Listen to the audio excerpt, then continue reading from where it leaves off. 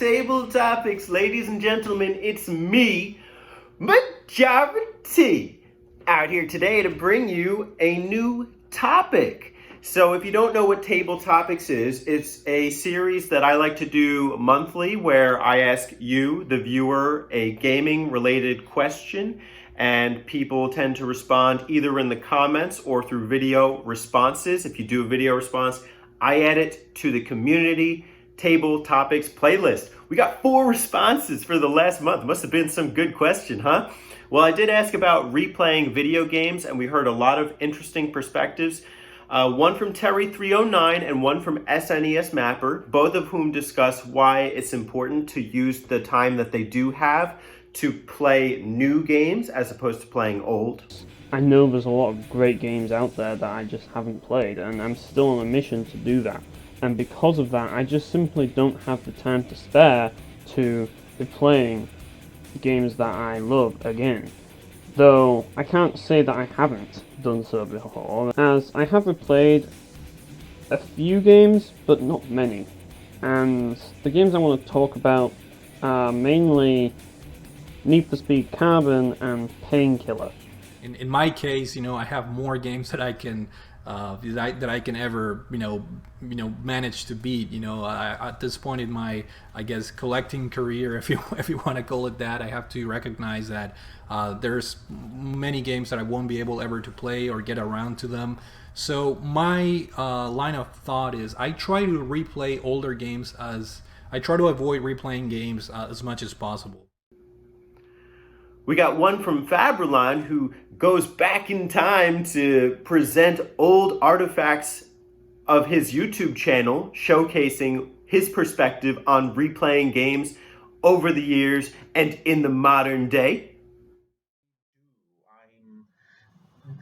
As a gamer, I'm not very much into replay games, and I'm going to use my past self to expand on this a little bit and use an example. So, past Faberline, what do you have to say about replaying games?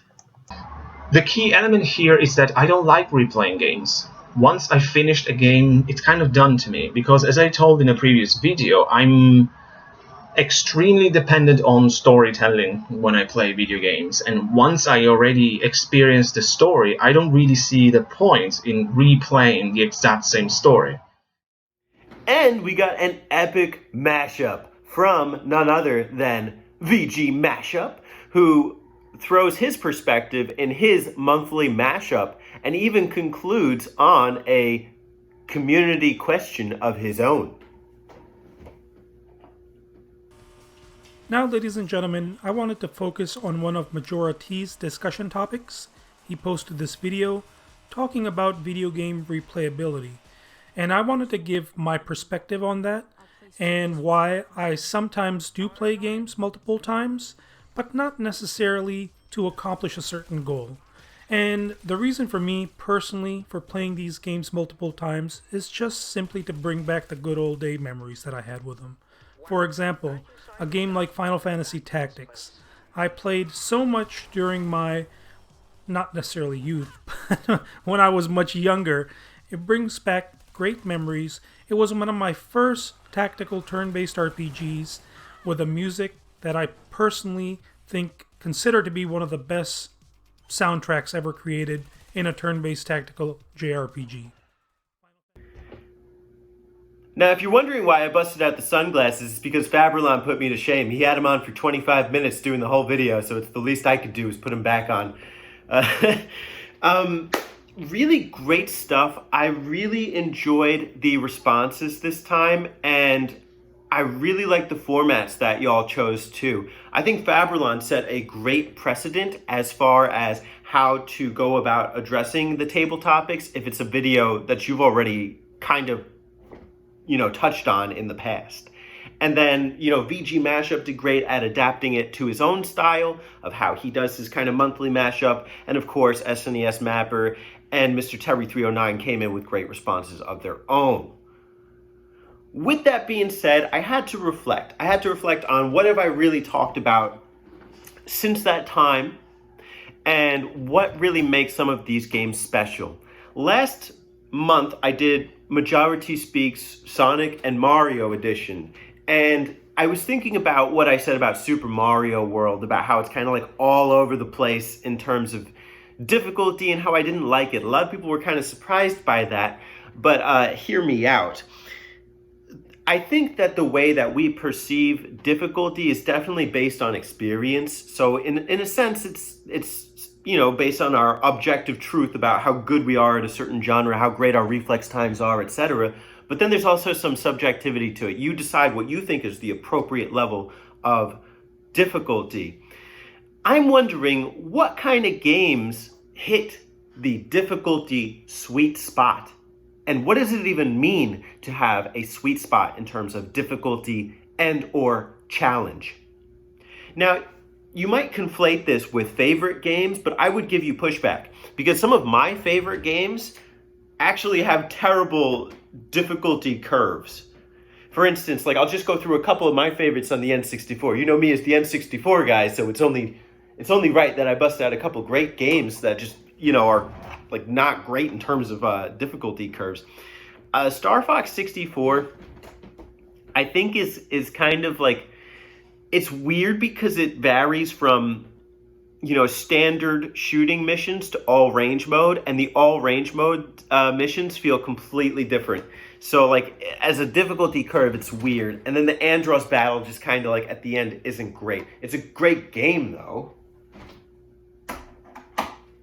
Ocarina of Time, I've touted how great this game is, how much I love it, how meaningful it is to me, but it just has absolutely not great difficulty curve, especially when you think about like playing it for the first time and understanding where you're supposed to go. It is mostly doable. There's like a couple things that might go over your head, like giving a fish to Jabu Jabu, but I think even when you look at it in terms of the dungeons and the end bosses, things like the Spirit Temple, which is supposed to be the last temple before the Ganondorf battle, feel kind of out of place in terms of the bosses.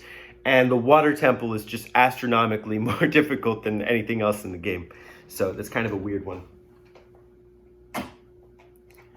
Majora's Mask is also kind of a weird one because I love this game. I love it in terms of narrative content, but in terms of, exploration, good luck doing this without a guide or without any like friends to help you. So just in terms of that kind of difficulty, it does not lend itself well. But I love the game. It's an amazing game. And Super Mario 64, again, another weird one because like, you have like stars in each level as you play through the game. You could technically play in any kind of order you want as long as you kind of max out on stars early on in certain levels. But if you play it the way it's meant to be played, like, courses 1 through 15 and then the final Bowser section, I think you'll find that like the Big Boo battle is particularly difficult at stage 5, and like some of the other ones are kind of like not as difficult. I didn't find like Tiny Huge Island to be like a great representation of difficulty per se, but the interesting concepts. But as far as a difficulty curve, it doesn't quite do it for me. So what does then? Well, I'll have to take my sunglasses off for this so I can see my options better. I think from the games that I showed you, and also Sonic, by the way, Sonic has terrible difficulty curve. I love the games, but just terrible in terms of like the pacing. Like Sonic 1, forget it. Sonic 2, Metropolis Zone, My kind of games that I think happen to just naturally lend themselves really well to that difficulty sweet spot are turn-based RPGs. For whatever reason, they always seem to get that formula down of like how much do you need to grind before you get like towards the end, and just kind of maintaining that level of difficulty. Not all of them, for sure, but I can think of several that have like really done that for me. One, the Pokemon games have just very naturally like encouraged you to keep grinding for that kind of, level grind and, more Pokemon, etc. So like that series just hits it off. But if you want to leave Pokemon out of the equation, I found Dragon Quest IV on the DS to be really good. What I love about the DS versions of the Dragon Quest Zenithian trilogy is they add an end boss on like a final chapter, like that's additional, and it's built off of the previous boss's difficulty, so you actually need to like keep grinding and like building your characters and your team up. This is a game that tests you, that makes you work for that you know, that end boss, like, and also like, you know, completing each chapter. I really like too how with this game your team kind of assembles by the end. You play in a bunch of vignettes. It's not something I've seen many RPGs do, where it's like you play different chapters. It's actually had me kind of consider how I would do certain kind of games, but I'll talk more about that at another time. I also find the Persona series to do this really well because of how it kind of, you know, influences you to keep coming back to the dungeons, and you know, they're not like random dungeons per se, but like they have a certain number of floors, and if you go through it on the first day, you're probably going to come back to that dungeon and then, you know, grind a little more so you can get further into the dungeon. You know, if you die at the boss, and like you have that game over screen, so you have to redo it anyway. So like, again, another turn-based RPG that happens to do this really well as far as hitting the sweet spot. But what about a non-RPG?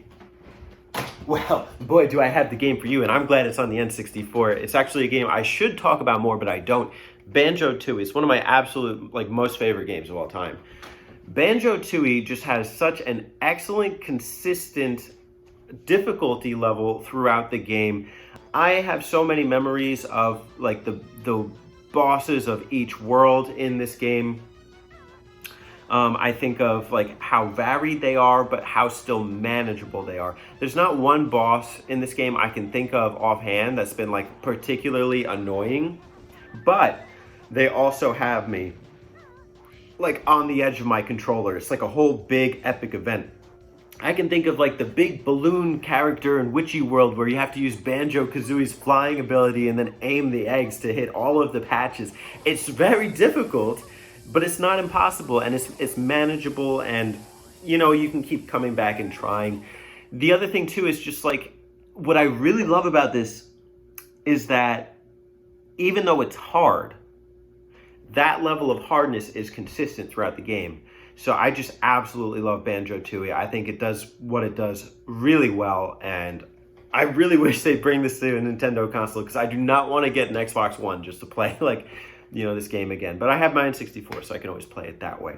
Tell me, what games do you think hit that difficulty sweet spot, and why? Why is it the difficulty sweet spot? Like for you, for that game, for that kind of game? I'd love to hear it. Leave it in the comments, and or do a video response. If you do, I'll put it in the playlist. Be sure to check out any of the responses that you missed. Thanks so much, and I appreciate you. I will catch you soon. Let me go back to my book and find out what's on the next table topics.